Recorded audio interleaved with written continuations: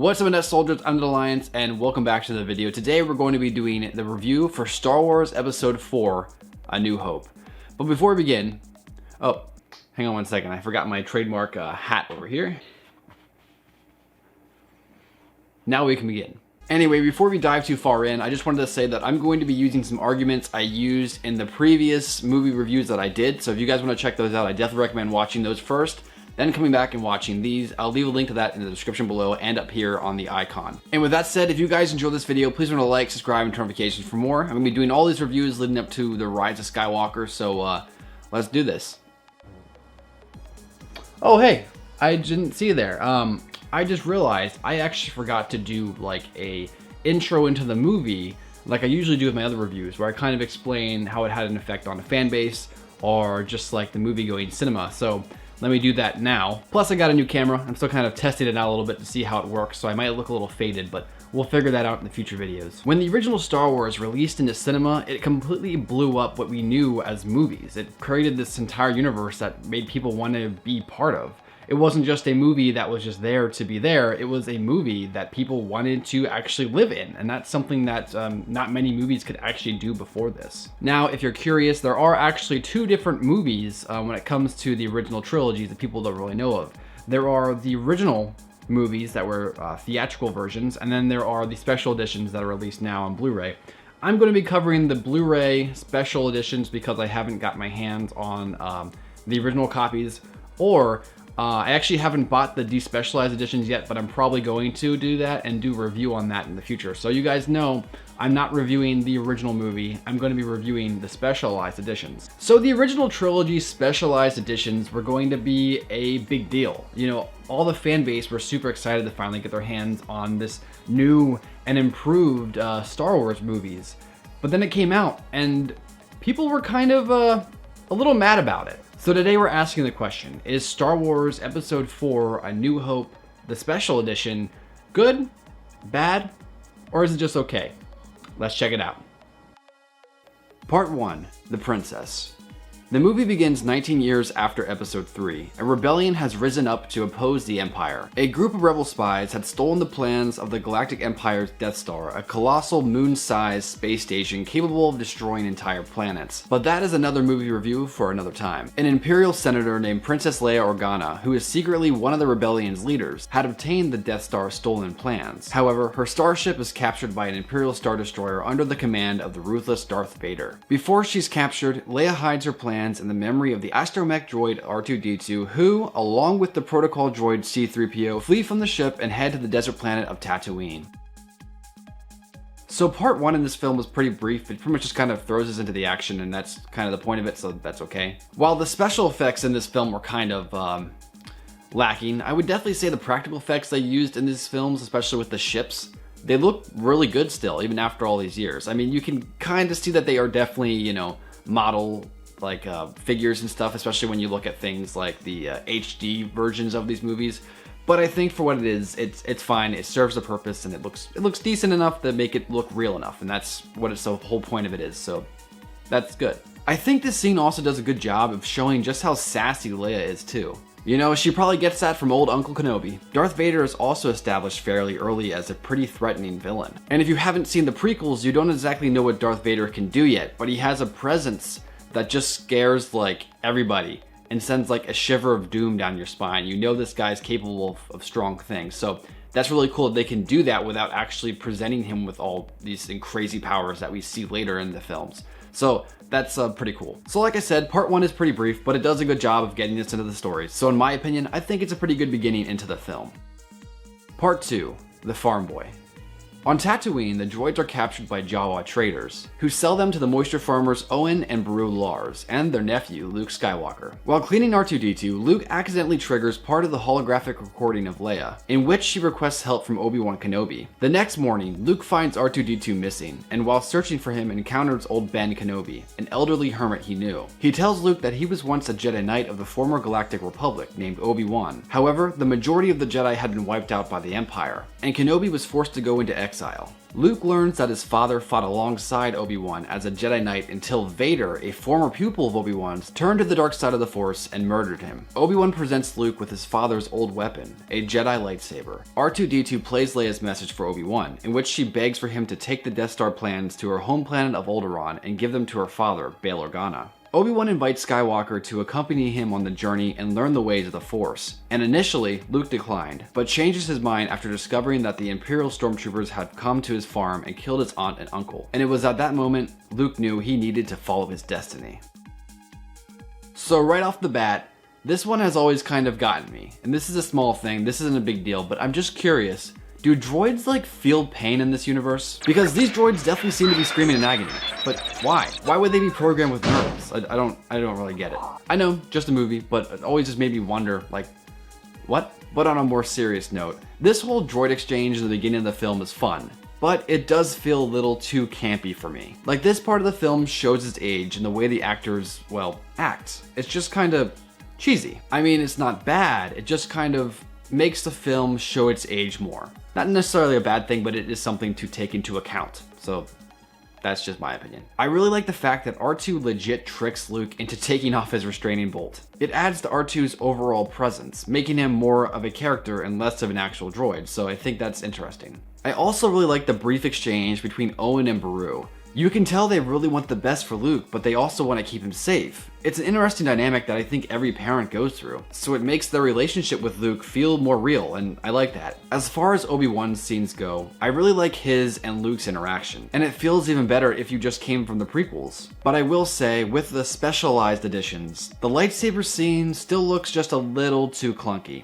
I mean, I understand, you know, this is one of those most iconic scenes in all of cinema, but if you're going to go back and you're going to throw a boulder in front of R2-D2, or add like a bunch of stormtroopers riding dewbacks in the backgrounds and foregrounds, and put like big ugly butts of beasts walking by the screen and covering up what's going on, why wouldn't you just update the lightsaber effects? I don't really get that part. Or at least improve the lightsaber color to better match the darker blue we see in Revenge of the Sith. This isn't particularly a criticism of the film, but more of a point of oversight by George Lucas. Now for the last scene in part 2. I think it's a very powerful scene. It also seems to be the point of the movie where the film begins to feel less campy. The story is growing, and more importantly, Luke is growing as a character. So overall, while part 2 starts fairly weak, it really becomes stronger of a narrative as it unfolds, so I like that.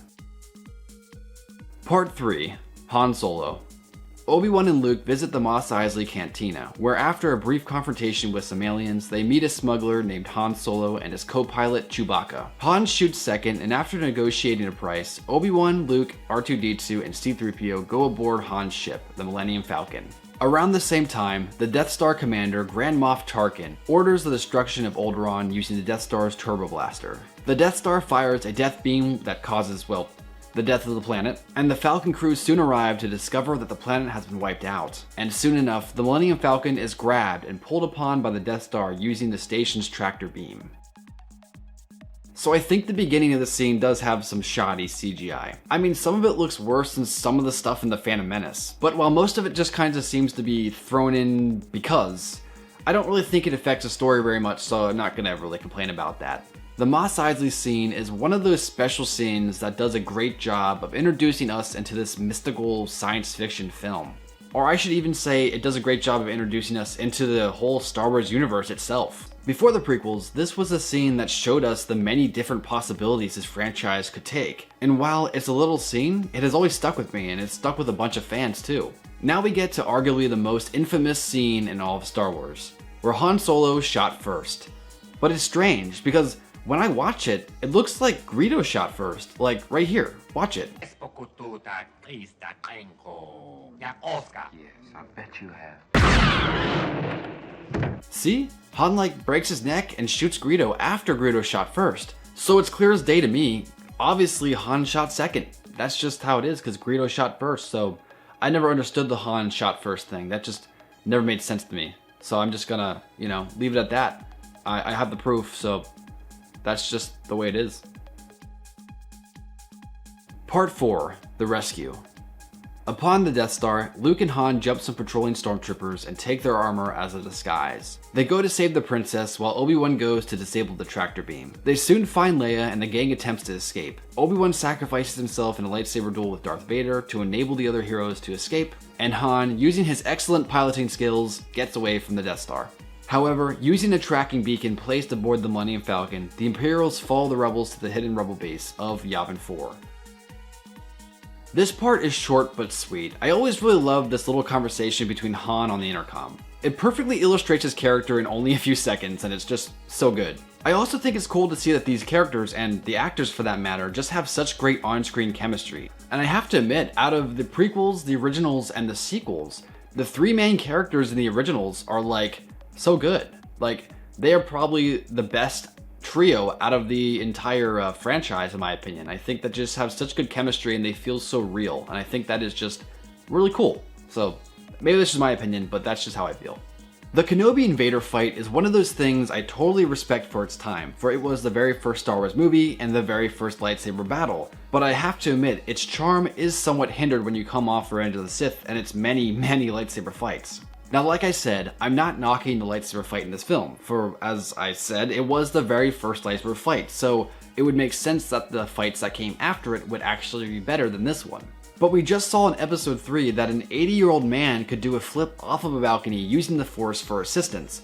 So when we watch these two fight like normal people just kind of swinging bats at each other, and not two of the strongest Jedi and Sith to ever live, it feels just kind of like continuity breaking. Now again, this isn't really the movie's fault, but it is still kind of one of those continuity breaking things that I should point out, so yeah. But overall, I'd say this part is really solid and I like it. Part 5. The Death Star. On Yavin, the rebels examine the Death Star plans and reveal that it can be destroyed by triggering a chain reaction from an external exhaust port, a flaw cleverly designed by the original Death Star architect. And like I said earlier, that is a movie review for another time. Luke joins the Rebel fighter squadron in a siege against the approaching Death Star, while Han collects his payment for helping them and heads off to repay Jabba. In the battle, the rebels suffer heavy losses. Vader leads a squadron of TIE fighters and prepares to attack Luke's X-Wing, but Han Solo has a change of heart and returns just in time, firing at the Imperial fighter, sending Vader spiraling off into space. Guided by Obi-Wan's spirit, Luke turns off his targeting computer and uses the Force to destroy the Death Star just before it can fire upon the Rebel base. The Death Star suit explodes, killing numerous of Imperials, including Grand Moff Tarkin. Back on Yavin 4, Leia awards Luke and Han with medals for their heroism, and the Rebel Alliance lives to fight another day. The end. So, I'll admit, when I was younger, I used to actually turn off this movie right after Kenobi died, for I never really cared about the trench run. For me, when I was a kid, I usually just counted the final lightsaber fight as the end of the film and just kind of stopped watching. But upon rewatching, the trench run is actually really intense, especially when Luke is getting chased by Vader. I also really like how Han saves the day in the end. I think out of all the characters in this film, Han probably has the biggest character development, while still remaining who he is. And for me, that's character development done well. You know, when a character can change their morality, but still fundamentally be the same character and have the same quirks and, you know, the same quips they usually do, that is good development. And that's why Han Solo probably has the best development out of all the characters in this movie. At least in my opinion. And the ending ceremony feels pretty well deserved. There are some movies that have endings that don't really fit their films, but I think this one does a really good job. However, there isn't any dialogue, so while with the music it works really well, but if you were to watch this scene without the music in it, it kind of looks like it would be probably a little strange.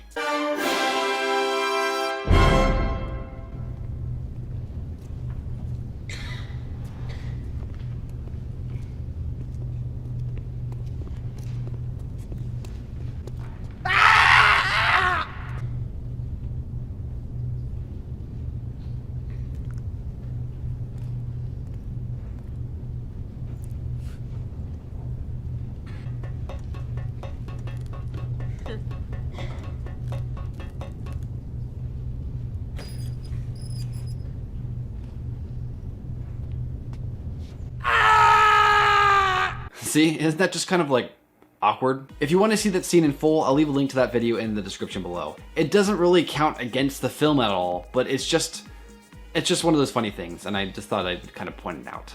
So in conclusion, this movie is really good. I think it was a great start to the franchise overall. Are some of the later films better?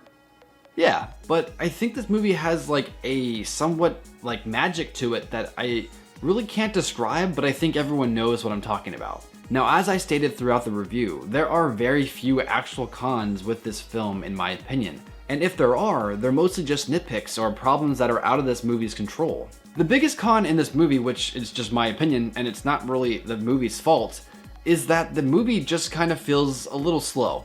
Like if you're watching the Star Wars saga by the episodic viewing order, quick tangent here, I actually have a video that covers all the different Star Wars viewing orders, and I definitely recommend checking that out if you want more interesting insight on how to watch these films, but I'll leave a link to that in the description below. Anyways, what I was saying, if you're watching these movies by the episodic viewing order, that means you just came off of watching Revenge of the Sith, which is constantly propelling the story forward. So if you're marathoning from episode 3 to 4, the jump into this movie, which is significantly slower in pace, it's kind of jarring. Now, of course, we actually have Solo and Rogue One now, so you could actually watch those first before jumping into A New Hope. But if you were just going to do the main films, and you just watched episode 3 and you're legit just about to watch episode 4, it's a little jarring to have to jump into a slower paced film.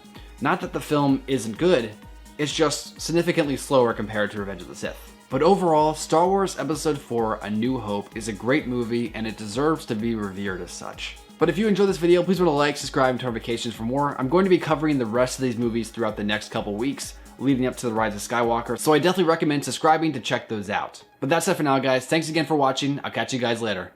Peace.